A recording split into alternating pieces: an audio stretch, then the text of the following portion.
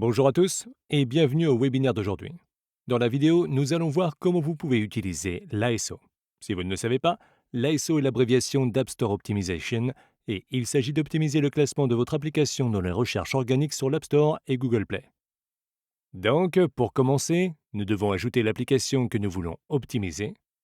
Pour la vidéo, je vais utiliser un convertisseur de devises pour le Royaume-Uni dans l'App Store.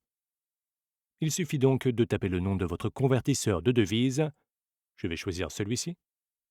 Il s'ouvre alors dans notre tableau de bord. Nous allons commencer à obtenir des données instantanées sur les performances de cette application dans l'App Store. Nous voyons tout de suite notre score ASO, c'est-à-dire le classement de l'application par rapport à ses concurrents pour les recherches organiques, dans 4 catégories. Nous avons notre texte, c'est-à-dire nos métadonnées telles que le titre, le sous-titre et les mots-clés, nos avis, nos graphiques et notre visibilité. Si nous faisons défiler le texte vers le bas, nous pouvons voir une aide à la croissance, qui sont essentiellement des conseils sur les performances de notre application et sur la manière de les optimiser. Nous obtenons également des données sur notre application en général. Nous pouvons vérifier sa visibilité, c'est-à-dire vérifier comment elle se comporte dans les différentes localisations, et nous pouvons voir comment nos mots-clés se comportent et où nous nous classons sur ces mots-clés. Pour commencer, nous devons donc ajouter quelques concurrents. La raison pour laquelle nous faisons cela est qu'Esolytics peut commencer à prendre des données de nos concurrents dans notre domaine et ensuite commencer à générer une liste de mots-clés recommandés que nous pouvons ajouter à notre suivi. Pour ce faire, nous ajoutons simplement quelques mots-clés pertinents qui décrivent précisément ce que fait notre application. Donc, ici je vais mettre échange de devises, devises étrangères, change et argent pour les voyages. Nous allons maintenant obtenir une liste d'applications qui se classent pour ces mots-clés, et certaines d'entre elles seront des concurrents, d'autres non. Nous ajoutons donc celles qui sont certainement nos concurrentes.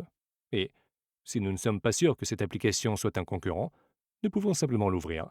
Nous pouvons regarder les captures d'écran pour voir ce qu'elle fait.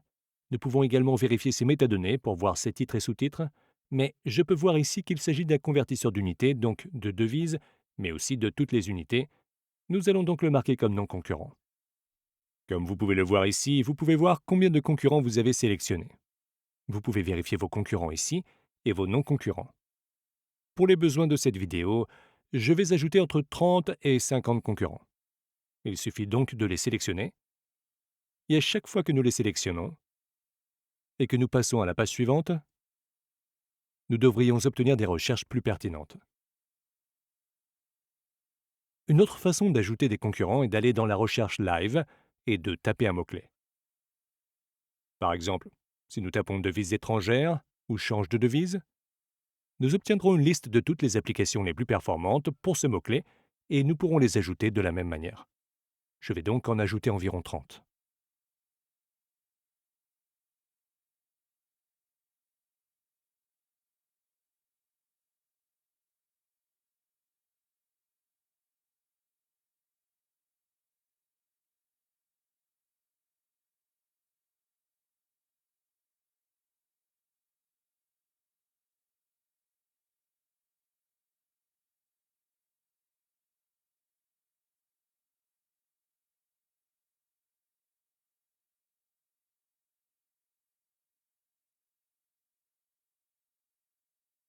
Et voilà.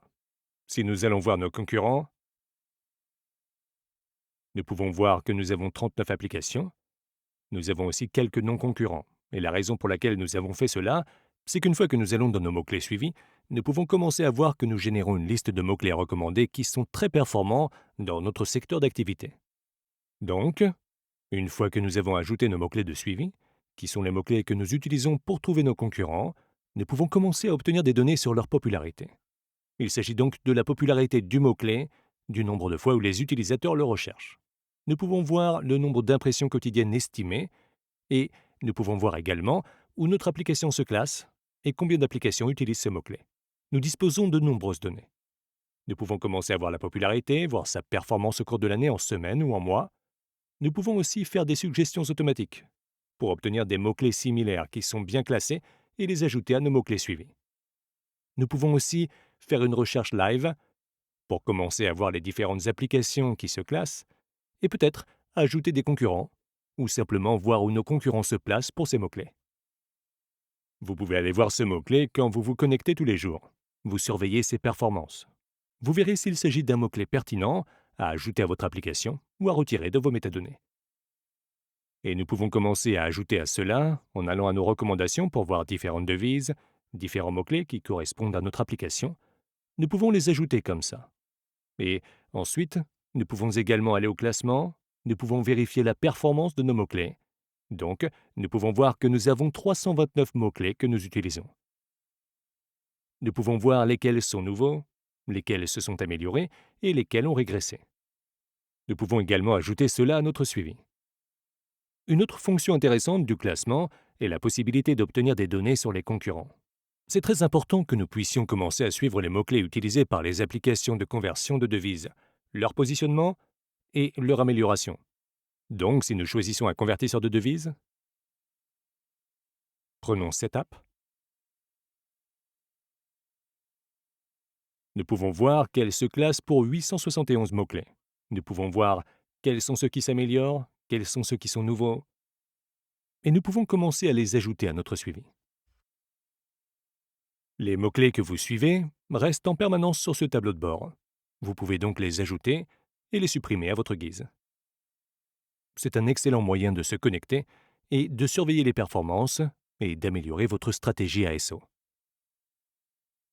Nous avons également notre outil de métadonnées ici.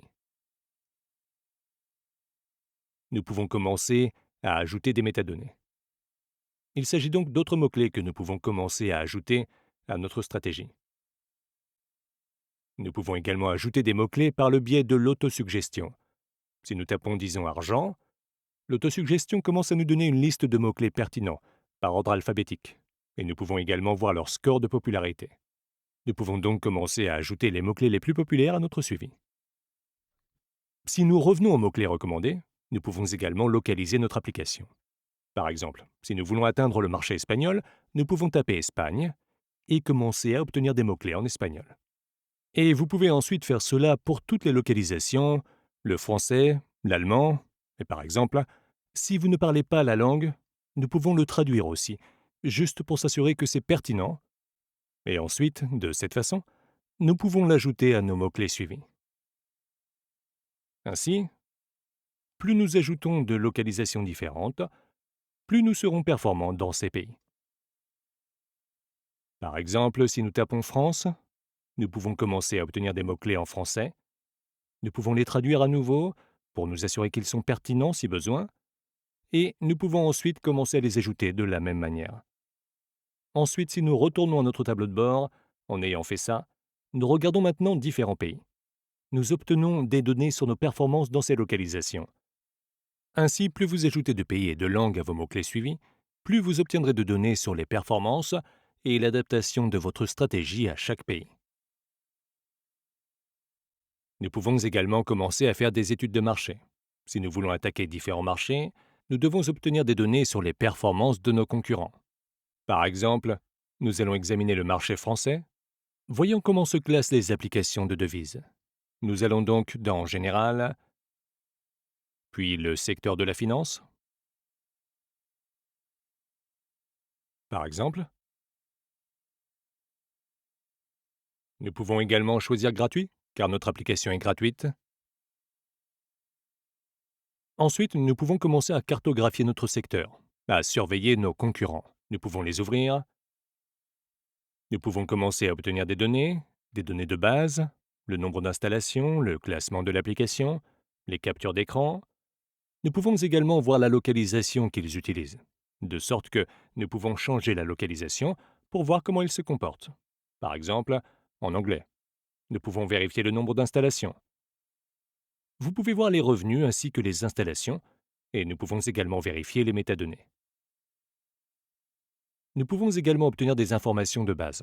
Si nous voulons savoir comment ils améliorent leur application, quelles installations, quelles mises à jour font-ils, à quelle fréquence mettent-ils à jour leurs applications. Si nous voulons avoir des idées sur la façon dont nous pouvons modifier notre application, nous pouvons également voir sa visibilité dans les moteurs de recherche, où se situe-t-elle dans les différentes localisations. Et pour finir, je veux passer en revue avec vous notre éditeur de métadonnées. C'est ici que vous pouvez commencer à optimiser le processus de localisation. Vous pouvez donc choisir votre marché dans la partie supérieure et vous pouvez ensuite voir toutes les langues clés pour ce marché. Nous pouvons décomposer nos mots-clés et nous pouvons également prendre certaines des métadonnées de nos concurrents. Cependant, j'aborderai tout cela dans un autre webinaire avec vous. Pour conclure sur ce que nous avons fait aujourd'hui, nous avons ajouté nos concurrents, nous avons également ajouté nos non-concurrents, nous avons fait le suivi de mots-clés, nous avons appris à les ajouter et à suivre les métriques clés. Nous avons des mots-clés recommandés et nous avons appris toutes les différentes façons d'ajouter de nouveaux mots-clés à notre suivi. Nous avons comparé nos résultats à ceux de nos concurrents. Nous avons donc pris certains de leurs mots-clés les mieux classés. Dans notre tableau de bord, nous avons également des mots-clés recommandés en fonction des différentes localisations. Si vous n'avez pas encore entamé ce processus, dès que vous commencerez à ajouter des données à votre application, nous pourrons commencer à vous donner des recommandations sur la manière de localiser votre application. Je vous remercie pour votre présence à ce webinaire. Dans la prochaine vidéo, nous aborderons l'éditeur de métadonnées.